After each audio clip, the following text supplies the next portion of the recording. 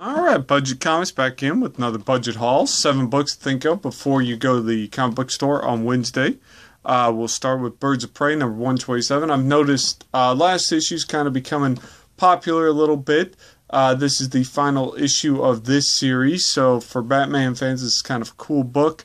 It's still a $2-3 book. It's had a bunch of reboots, but it is very cool. Fun book to grab. Next is Marvel Team Up number 19. This is about a $4 or $5 book. This is first appearance of Sturgeon the Dinosaur Man. He shows up in the Spider Island storyline. I'm not a fan of necessarily the storyline, but that miniseries. But he's a cool character, so if he does stick around after the Secret War thing, great book to have. He's just a guy who becomes a dinosaur, so you can't get cooler than that. Next is Avengers 57. This is where Scott Lang, Ant-Man, joins the Avengers. This is also where Jeff Johns starts his run on the Avengers. So believe it or not, Scott Lang, who'd been around probably for close to 20 years prior to this book, this is where he actually joins the Avengers. And I think he's set to join the Avengers in the upcoming movie. So if you like the Ant-Man movie, very cool book to grab. Next is Avengers 221. This is where, sticking with that vein, this is where She-Hulk joins the Avengers. This has gotten some play because Spider-Man is on the cover, so is Wolverine, but has very little to do with anything. But it is a cool book that She-Hulk joins, and it's like $2-3 still, even with the heat it was getting a while back.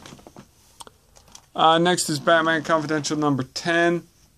This is the pre-New 52 storyline of the origin of the Joker. The origin of the Joker is getting some play in the New 52 universe. This is a good storyline. This is in the middle of it where he actually becomes the Joker. He gets the white face and the green hair. The thug becomes the Joker. So, cool book, $3. Cool cover. Well worth the grab. Next, this is kind of my reaching speculatory thing. I just like to speculate for the heck of it. I'm wrong more than I'm right, but this is X-Men, Uncanny X-Men 253. This is where Storm becomes a young girl, and the reason I throw this out is with the Age of Apocalypse movie coming up, it's been revealed that Storm is one of the 4 horsemen of the Apocalypse, but it's a different actress. It's not Halle Berry. So, and if you saw, and spoiler alert, if you saw Days of Future Past, it seems like this is all happening in the same universe. So this would explain why Storm has a different complexion, maybe why she has teamed up with Apocalypse. It all stays in the X-Men universe, the X-Men cinematic universe that we've come to know. That maybe somehow or another Storm needs to get younger, Apocalypse does it, so bada bing bada boom.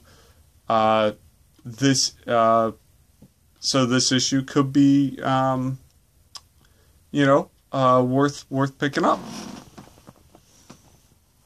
And my final book, this is Bizarro Ventures 29. A couple of reasons here. This is the comic book adaptation of Stephen King's The Lawnmower. I was having a discussion with my local comic book store guy.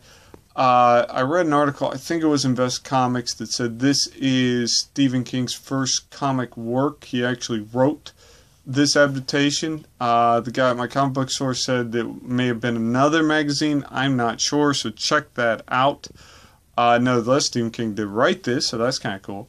But it's also the first appearance of Oscar Greenberg Vampire, and he's one of these weird characters that does not drink human blood. He fell in love with the lady that bit him, so this is kind of pre-Twilight stuff that turned him. So there's a love story there.